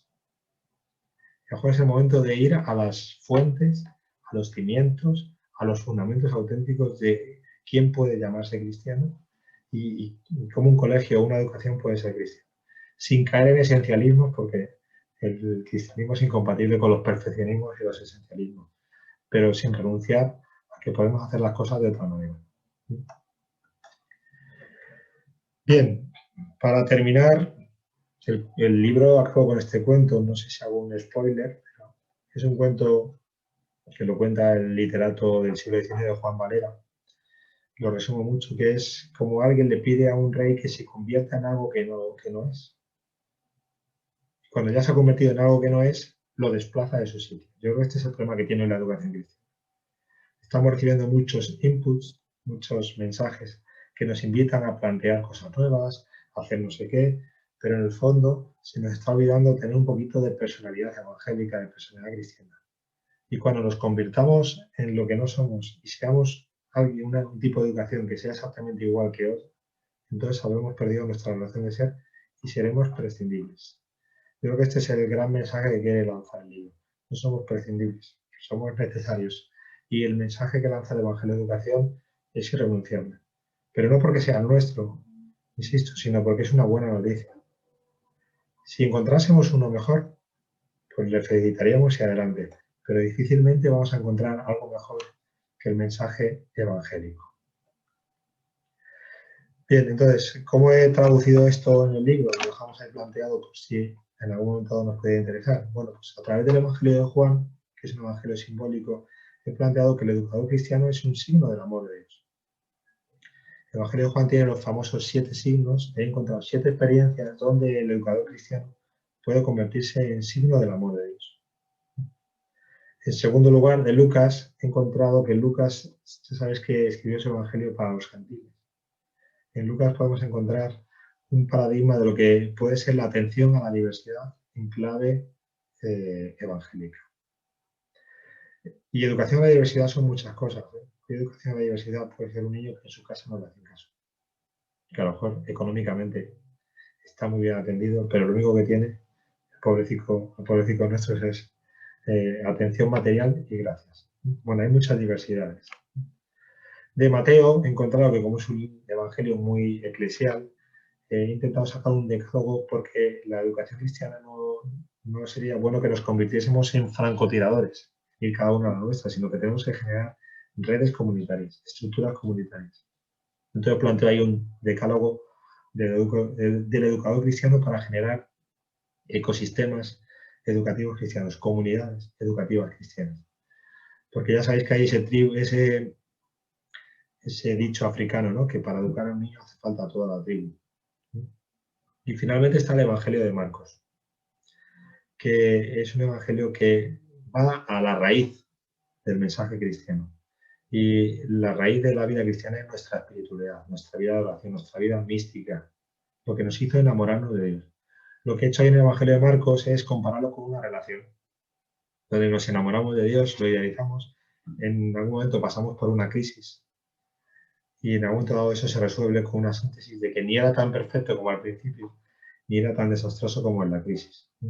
Y cuando recordamos por qué nos enamoramos de aquella persona, nuestra relación siempre tuvo, tiene y tendrá sentido, a pesar de los pesares y a pesar de las circunstancias. Aquí se ha dado una circunstancia, ¿vale? Xavier Picazan me dijo, porque es más sabio que yo, y seguramente esto fue una torpeza, pero me gusta pensar, aunque sea para justificarme, que Dios me ha echado una mano, que el sentido de los evangelios tendría que haber sido al revés. Empezar por Marcos, seguir por Mateo, luego Lucas y acabar en Juan. Es un sentido que va de abajo arriba, de lo menos espiritual a lo más espiritual. Y yo quizás por torpeza teológica lo hice al revés. Pero en ese sentido me gusta justificarlo de esta manera. Y es que a lo mejor los educadores cristianos tenemos que ir desde arriba hasta abajo para recordarnos quiénes somos y volver otra vez hacia arriba. Y bueno, no sé si es un parche para justificar este desliz, pero de alguna manera cuando ordené el libro lo hice de esa manera y a veces no sabe uno por qué, pero no sé si echarle mucho moro, pero quizás la providencia me inspiró en su momento y eso puede ayudarnos. Al leerlo hacia atrás, que es un poco también un mensaje que llevo diciendo en esta intervención, si recordamos de dónde venimos, va a ser más fácil saber hacia dónde vamos. Bien, acabo con esta frase que también me dedicó Xavier Picaza hace un año en un artículo de Religión Digital, que en el planteamiento de mi libro le había recordado a este teólogo protestante, David. La educación según las Escrituras será la fuerza que moverá la Iglesia del futuro. Si esto es así, que así lo creía este hombre, esto nos tiene que dar mucha fuerza. Tenemos un papel importante en la educación. Aquí estamos seguramente educadores, pero las personas que no son educadores cristianos en la escuela, pero son educadores cristianos en las casas, en las parroquias, también deberían estar interesados en esto. Si los chicos de nuestros colegios no están yendo a otros ámbitos cristianos, seguramente es porque a este mundo le debemos dedicar mucha atención. Pero yo espero que esto ocurra, pero si no ocurriese lo tendremos que hacer nosotros. Alguien tendrá que hacerlo y en ese sentido es una misión. Aunque tengamos que hacerlo aquí en plan comando, infiltrándonos en las líneas enemigas en la educación cristiana, pero lo importante es que estamos bien acompañados. Alguien nos está inspirando, llamando, animando, y eso nos tiene que dar mucha fuerza. Bien, para terminar, tenéis ahí un credo de la educación cristiana. Me encontré, ahí tenéis un salesiano, he puesto el nombre en la pantalla, había escrito un credo, no es tan grande como este, pero a partir de él, por eso lo he citado, porque la idea es suya, he desarrollado este credo del educador cristiano, que seguramente es mejorable. Quizá esto pueda ser una tarea para los grupos de educadores, a lo mejor lo podemos pulir y añadir alguna cosa que falta, ¿vale? Pero algo muy parecido a esto. Cuando rezamos o expresamos el símbolo de la fe en la Iglesia, nos estamos recordando esto, quiénes somos en lo que creemos, y aquí hay cosas muy profundas. Quizás en la educación cristiana nos pasa cuando rezamos el credo de misa, ¿no? Que como se calla el cura estamos todos perdidos y empezamos todos ahí a murmurar. Pero si realmente repasásemos el credo, nos daríamos cuenta de lo grandioso que es el cristiano. Sin caer en grandes vericuetos, porque dice lo fundamental, ¿eh? Luego le hemos puesto muchos más adornos, que seguramente sí están puestos después porque es importante, pero esto es lo fundamental. Yo intento aquí expresar lo que sería fundamental en la educación cristiana. Y bueno, si queréis lo leo despacio, aunque lo podéis leer vosotros. Creo que Dios Padre me ha llamado personalmente para ser educador en la escuela. Creo que Jesús, su Hijo, el Cristo educador, es el camino, la verdad y la vida para nosotros los maestros, pero también para nuestros alumnos. Creo en el Espíritu Santo, que es Señor y dador de vida, porque como dice San Pablo en la segunda carta a los Corintios, donde está el Espíritu hay libertad. El Evangelio puede dar libertad a nuestros alumnos y a nuestra misión educativa. Creo en el ser humano, en las personas y en la función humanizadora de la educación. Creo en la Iglesia de la que he recibido la fe y la enseñanza de mis educadores y desde la que educar para que todos mis alumnos tengan vida y vida en abundancia. Creo en la enseñanza de los santos, que son testimonios de que en la educación se pueden vivir la bienaventuranza. Creo en la resurrección y en que la educación posibilita un diálogo entre fe y cultura, entre el Evangelio y el mundo, que nos permita construir un mundo más justo, lo que llamamos el reino de Dios. Y creo en el perdón de los pecados y en que la comunidad educativa es un lugar donde todos podemos sentirnos acogidos, aportar nuestros talentos y enriquecernos y promocionarnos espiritualmente mutuamente. Amén. Que así sea. Gracias por escucharme y espero haber estimulado nuestra misión como educadores cristianos. Bueno, Miguel, muchísimas gracias por esta exposición tan completa. Nos hemos pasado bastante del tiempo, pero no importa. No importa. No importa. En primer lugar, porque hacía tanto tiempo que no habíamos escuchado palabras con esta profundidad, con estos valores, palabras explícitas, hablando de Dios, hablando de Iglesia, hablando de Jesús en nuestro trabajo, que todavía hacía más necesario dejarte explayar. Además, no se acaba todo aquí, es decir, te seguiremos teniendo junto a Carlas con la coordinación de este proyecto y, por supuesto, tenemos tu libro, es decir, sin duda nos has generado ahora todavía muchas más ganas para continuar. Quisiera completar la presentación que antes más brevemente he hecho de Miguel. Él es padre de familia, por supuesto es educador cristiano, es exalumno de los dominicos de Madrid, pero al mismo tiempo actualmente es profesor en los salesianos de Valencia. Es bachiller en teología y licenciado en químicas, en filosofía y en sociología. Seguramente esta formación tan completa es lo que hace entender el por qué también tu exposición ha sido tan completa y nos da tantas ganas de leer tu libro. Vamos a hacer lo siguiente. Tenemos apenas 10 minutos. Pasamos la palabra a los asistentes, a los participantes, con el fin de poder hablar, entablar en todo caso un diálogo y compartir un poquito más todo lo que nos ha resonado.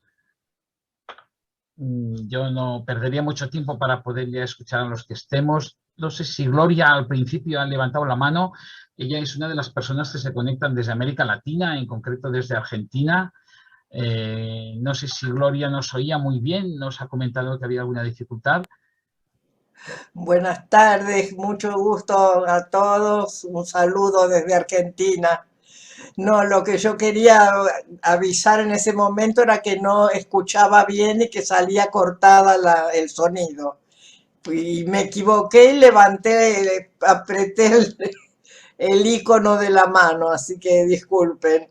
Y quiero agradecer a Miguel todo lo que pude entender y aparte las diapositivas que fueron muy ilustrativas y muy ricas, ¿no?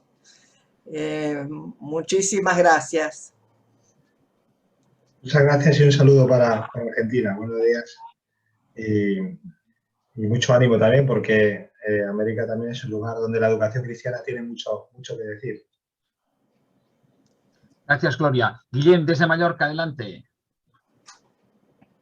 Bueno, yo lo que estoy hecho un lío con esta lección que nos has dado, Miguel, porque no sé si situarme como maestro, que estuve 40 años en la escuela pública, o como teólogo, que desde hace 15 años estoy investigando en la escritura. Yo diría, es mi idea, de que muy bien lo que has dicho, pero como catequista, Para catequesis, perfecto. Bueno, perfecto, algunas cosas discutiríamos, pero como maestro, yo que he sido maestro 40 años en la escuela pública, te digo que yo nunca he hecho una educación cristiana, siendo plenamente cristiano yo, creyendo. Considero que la educación es educación y basta, pero que sea educación de verdad. La medicina que sea medicina. Y allí está el cristiano para darle el sentido profundo, pero no tiene por qué ser medicina cristiana, deportes cristianos o educación cristiana, perdona, pero lo creo así.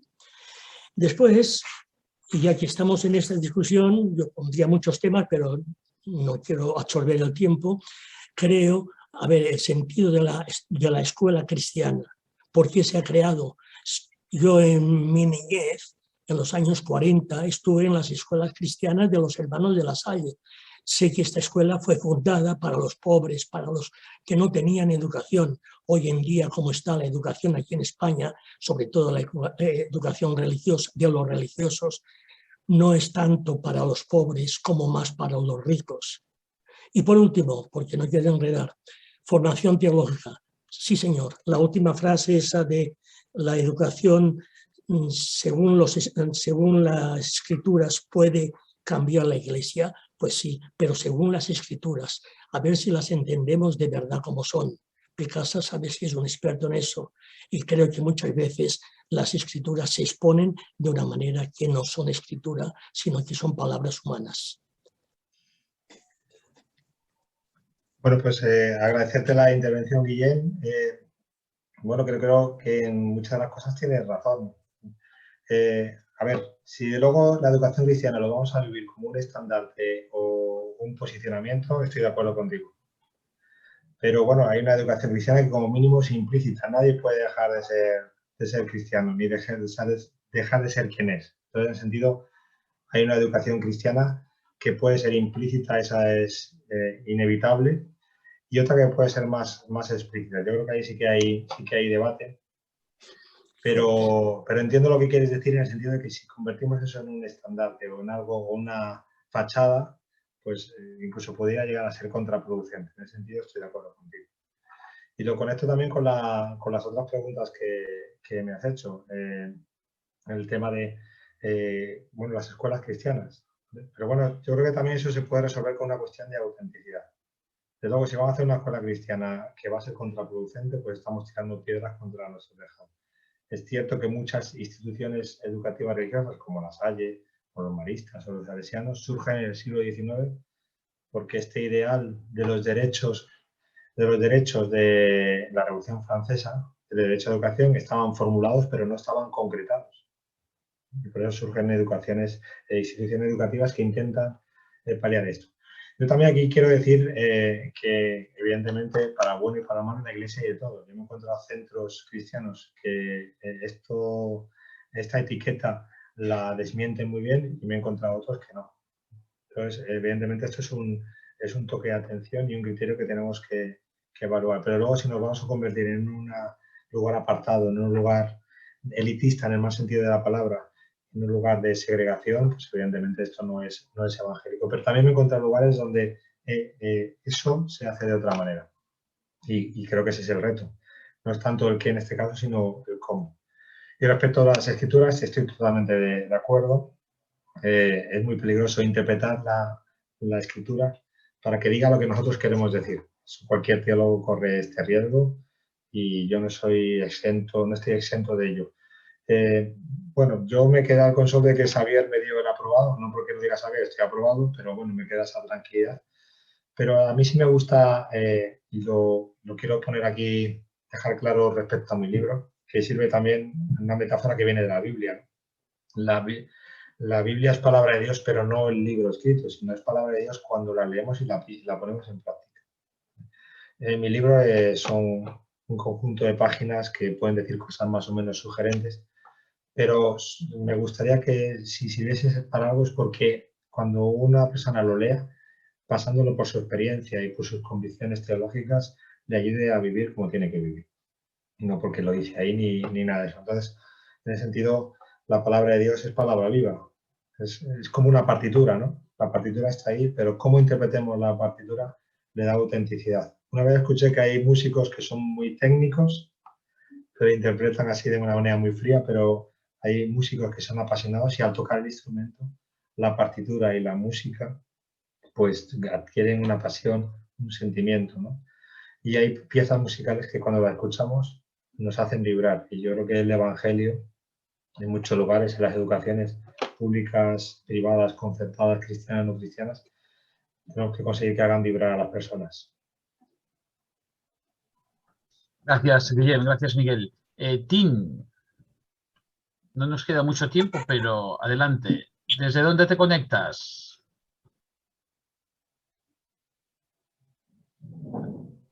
Desde Perú, desde el soleado Perú. No se escucha bien, Tim. ¿Me escuchan? Con cierta dificultad. Intentémoslo, si no nos escribe la pregunta en el ¿Aló? chat. Y yo la ¿Ahora leo. sí me escuchan?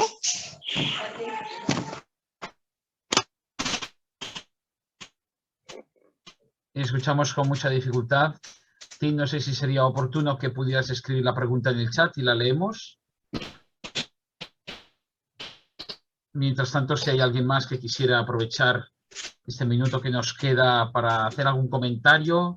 Sí, Gloria, adelante. No, yo un comentario Hola. pequeño cuando se hablaba de los valores, que muchas veces confundimos valores con precios. Hay cosas que no tienen precio, pero tienen valor, y viceversa. A las cosas que tienen mucho valor no se les puede poner precio, ¿no? Y después otra cosita que me quedó un poquito así sin comprender del todo, fue en una de las diapositivas que figuraba actualizar la experiencia de Dios. Eso no lo comprendí bien.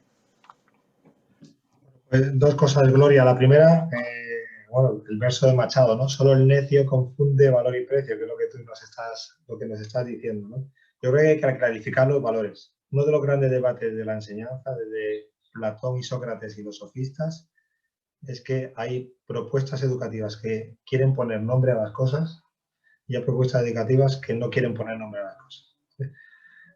Bueno, y la que ponga nombre a las cosas tendrá que asegurarse de que el nombre responde a las cosas. Yo creo que hay que clarificar los valores y en ese sentido el Evangelio tiene esa tradición, esa fuerza y, bueno, hay palabras, ¿no? Yo cuando le explico a los alumnos que compromiso es prometer con, pues la palabra compromiso, que hoy en día tiene tan mal cartel, pues adquiere una dimensión que puede ayudar a clarificar esos valores. Hay que ayudarles, por ejemplo, a darse cuenta de la importancia que tiene una promesa. No porque la gente no prometa cosas, no quiere decir que no haya promesas, pero es prometer con un compromiso, por poner un ejemplo de un valor, ¿vale? Y respecto a la segunda cosa, lo de actualizar la experiencia de Dios, es un poco en referencia a lo que le decía antes a Guillén. Tenemos que intentar saber que Dios siempre camina por delante de nosotros. Y que en la experiencia de Dios nos está pidiendo que salgamos de nuestra tierra, que salgamos de nuestra tienda, que no nos quedemos anquilosados en esa idea de Dios que nos sirvió, porque Dios siempre va por delante de nosotros. Dios siempre es el mismo, pero Dios siempre es nuevo. Siempre nos está pidiendo una cosa nueva. Y a veces nos quedamos en nuestra zona de confort teológica, en ese Dios que nos sirvió, pero Dios siempre nos pone en marcha para que nos adentremos en otro terreno, en otra tierra, porque Él nos llama allí. Por eso estamos en misión, por eso somos misioneros, estamos cruzando una frontera.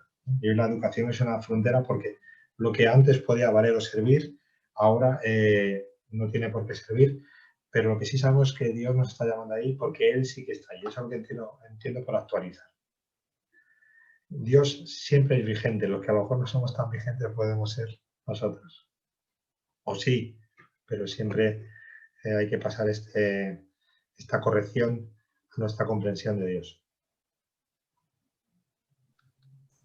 Finalmente, Tina ha podido escribirnos por el chat la pregunta. Dice: hola, desde Perú. Miguel, gracias por tu anotación. ¿Podríamos revisar la palabra Jesús Cristo? Sustantivo compuesto. En castellano, el segundo hace función adjetivo. Jesús es ungido. ¿Podría ser Cristo Jesús? Jesús es salvación. me parece más pedagógico. Gracias, Tim. Pues gracias, Tim, por la pregunta. Bueno, yo creo que también de aquí en la historia de la Iglesia podemos encontrar esto, que hay otro complejo. El dogma de Jesús, no porque sea dogma, es que Jesús es verdadero Dios y verdadero hombre. Pues Jesús Cristo es la parte, Dios, para que seamos cristianos, Jesús tiene que ser verdadero Dios y verdadero hombre. Entonces, a mí me ayudó alguna vez una interpretación, me parece que es el teólogo Edward Schillebeeck, que Jesús, siendo verdaderamente humano, nos enseña cómo es Dios. Y Jesús, siendo verdaderamente Dios, nos enseña cómo ser más humanos. Y creo que esto es una manera de expresar quién es Jesucristo. Lo puede llamar Jesús, el Cristo, Jesucristo, Cristo Jesús. Y por eso es salvación. Es salvación no solo porque es una teoría que cuando la pongo en práctica funciona. Que es otra cosa que pasa hoy con la educación, que hay educaciones que son solo teóricas y ahora está de moda las educaciones solo prácticas. Bueno, en Jesús la salvación es teórica y práctica. No es una improvisación a ver lo que pasa. Pero sobre todo es práctica, es salvación porque se vive. Y luego la palabra salvación me parece muy importante, eso lo explico a los alumnos. Sin Jesús no podemos ser cristianos. Yo necesito salvarme cuando no puedo hacerlo yo solo. Si pudiera salvarme yo solo no sería salvación, sería autodesarrollo. Necesito salvación cuando sin el otro no puedo hacerlo. Que esto es el problema que tuvieron los primeros, muchas herejías del principio del cristianismo, ¿no? Cuando pienso que yo solo puedo. No, es porque está Él, porque podemos salvarnos. Y por eso también la educación cristiana nos puede ayudar esa expresión, ¿no? Ahora no recuerdo quién es, pero también hay algún santo padre que hazlo como si, trabaja como si dependiera de ti, pero sabiendo que en el fondo no depende de ti, todo depende de Jesucristo, todo depende de Dios. Espero haber contestado, porque son preguntas complejas. Para contestar brevemente.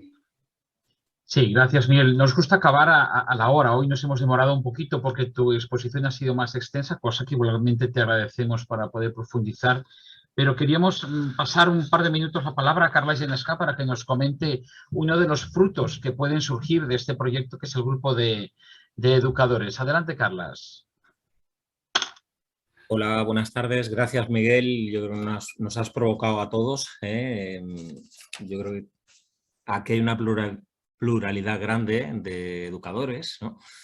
Y que todos tenemos cosas a compartir, ¿no? Ha habido preguntas de tipo teológico, pero yo creo que todos podríamos hablar de vocación, de misión, de educación, de religión y de cristianismo, ¿no? Y de vivencia propia.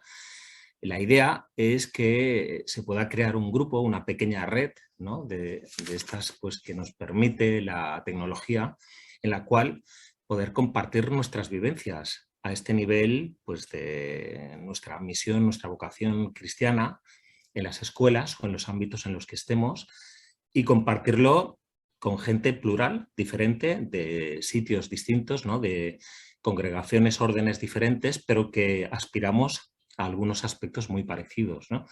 Entonces yo creo que todos nos movemos en estas tierras movedizas y a la vez vemos esa luz que has comentado, ¿no? En el túnel, ¿no? Y que quizás la propuesta que nos hizo Xavier en el inicio era que tuviéramos este espacio virtual, si a los presentes nos parece bien, para un poco compartir la vivencia, ¿no? Crear, a partir de 2 encuentros, ¿no? Lo que está previsto es en las fechas de, si me equivoco me lo dices, Javier, el 9 de marzo y el 4 de mayo, encontrarnos una hora para compartir desde la vivencia y también desde lo que hayamos podido reflexionar a través del libro de Miguel, los que lo leamos, ¿no? Yo la verdad es que estoy especialmente motivado, ya llevo un par de capítulos, pero después de la charla yo creo que se ha incrementado, ¿no? Y, y crear un escenario en el cual podamos aportar, podamos recibir y podamos enriquecernos todos. Esta es la idea, ¿no? Yo lo oferto en nombre de Miguel, de Xavi, y creo que todos tenemos mucho a recibir, ¿no? Porque lo que se ve es que esta pluralidad, ya por lo poquito que hemos oído, es muy rica. Gracias. Pues muchas gracias, Carlas. Ahí queda pues esta propuesta concreta que sin duda va a facilitar que demos continuidad a esta lectura tan necesaria. Yo también he leído 3 o 4 capítulos que me han entusiasmado. Invitamos a todos a que podáis adquirir el libro y lo podamos leer y también comentar en este grupo. El grupo es, aparte, digamos, de estas sesiones formativas que haremos 1, 2 o 3 al año, como las de hoy, el grupo es más de profundizar, como decía Carlas, y por lo tanto, si Dios quiere y si os conviene y si va bien, pues nos veríamos el miércoles 9 de marzo de 7 a 8. Sería una sesión de 1 hora, más de diálogo y demás. Y si alguien desea pues, prolongarla, pues bueno, la conexión puede quedar abierta libremente. Guillem, creo que quieres proponer algo. Sí, que no sea solamente sobre el libro de Miguel, sino que también quepan otras expresiones sobre la educación, sobre valores, sobre cristianismo. No centrarlo solamente en un libro, porque la visión debe ser amplia. Efectivamente está previsto. De hecho, el mismo Miguel nos ha propuesto ya algún otro libro. Si bien a veces la lectura de un libro nos permite ir posando algunos elementos y entonces lanzarnos, ¿no?, a compartir. Pero por supuesto será un grupo abierto y haremos lo que los que formemos parte pues deseemos hacer. Por lo tanto, si Guillem estarás con nosotros, escucharemos también tus propuestas y seguro que eso nos alimentará y nos permitirá pues encauzar todas las inquietudes. De acuerdo. Gracias pues a todos, gracias a los que no habéis participado hoy, Rafael, Marta, también desde Barcelona, Teresa, Sadurní, Isa, compañera y amiga de trabajo, y Joana, lo mismo. Y en fin, Miguel, muchísimas gracias por tus palabras. Nos vemos el 9 de marzo a las 7 de la tarde por esta misma conexión y ya como grupo de educadores. Dejaremos 1 o 2 sesiones para que se vaya añadiendo quien quiera. Hay unos 24 inscritos, creo que hemos recibido alguna inscripción más esta tarde, pero bueno, sabemos que no estaremos todos, a veces alguien faltará o tendrá incompatibilidades horarias. La cuestión es que este grupo, cuando se consolide, pasará a ser un grupo restringido, es decir, un grupo en el cual intentemos interactuar, conocernos más, ir un poquito a fondo. Si va entrando y saliendo personal, pues eso no permite esa consolidación, ¿no? Y si acaso, si somos demasiados, pues crearemos un segundo grupo. ¿De acuerdo? Pues nada, gracias a todos. Muy buenas noches.